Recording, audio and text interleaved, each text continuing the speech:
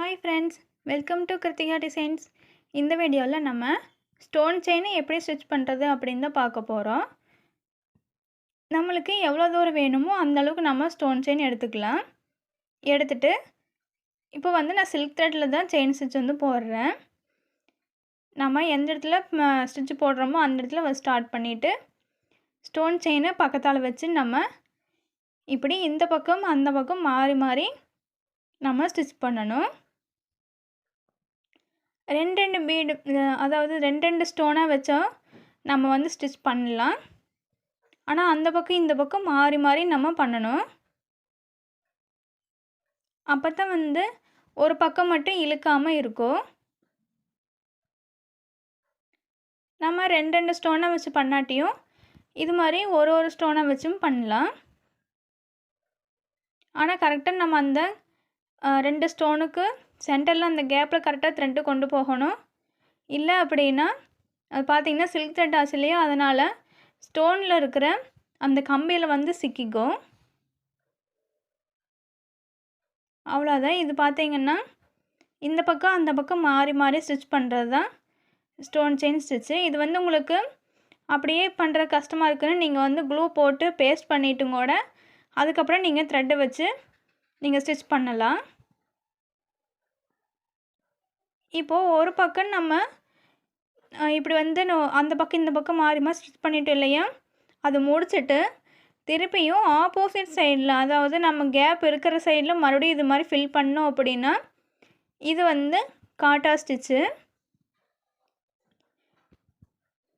இப்போ நம்ம இந்த காட்டா ஸ்டிச்சு பண்ணுறதுக்காக நம்ம சில்க் த்ரெட்டில் பண்ணணும். ஏன்னா சில்க் த்ரெட் வெளியே தெரியணும் அப்படின்னு நினச்சி நம்ம பண்ணுறோம்.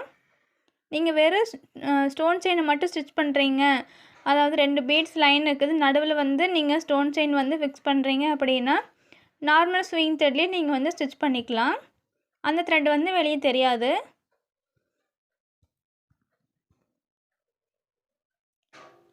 இப்போது நம்ம ஒரு பக்கம் அந்த பக்கம் இந்த பக்கம் நம்ம ஸ்டிச் பண்ணிட்டோம்.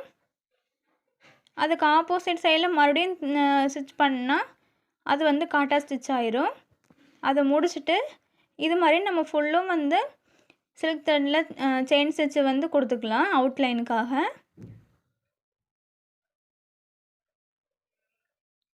இப்போது இது பார்த்திங்கன்னா ஃபுல்லும் த்ரெட்டில் ஃபில் பண்ணிவிட்டு ஸ்டோன் அங்கங்கே ஒவ்வொரு ஸ்டோனாக ஒட்டுன மாதிரி இருக்கும் இந்த ஸ்டிச்சு.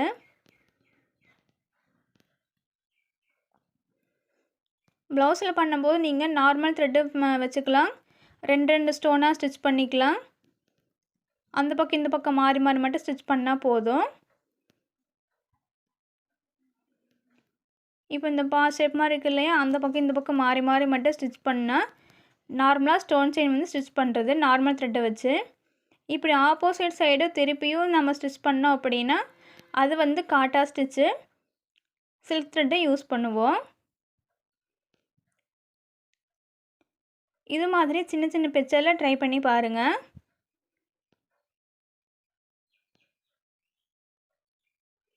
காட்டா ஸ்டிச் யூஸ் பண்ணும்போது பிக்சர்ஸ் ரொம்பவே நீட்டாக இருக்கும், அழகாக இருக்கும். ப்ளவுஸ்லாம் இதுவும் பண்ணலாம்.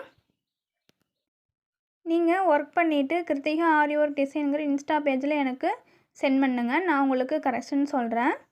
உங்களுக்கு ஆரி ஒர்க் பண்ணணும் அப்படின்னாலும் ப்ரொஃபஷ்னல் ஆரி கோர்ஸ் வேணும்னாலும் கிருத்திகா ஆரி ஒர்க் டிசைனுங்கிற இன்ஸ்டா பேஜ்லேயே எனக்கு டிஎம் பண்ணுங்கள், நான் உங்களுக்கு டீட்டெயில்ஸ் ஷேர் பண்ணுறேன்.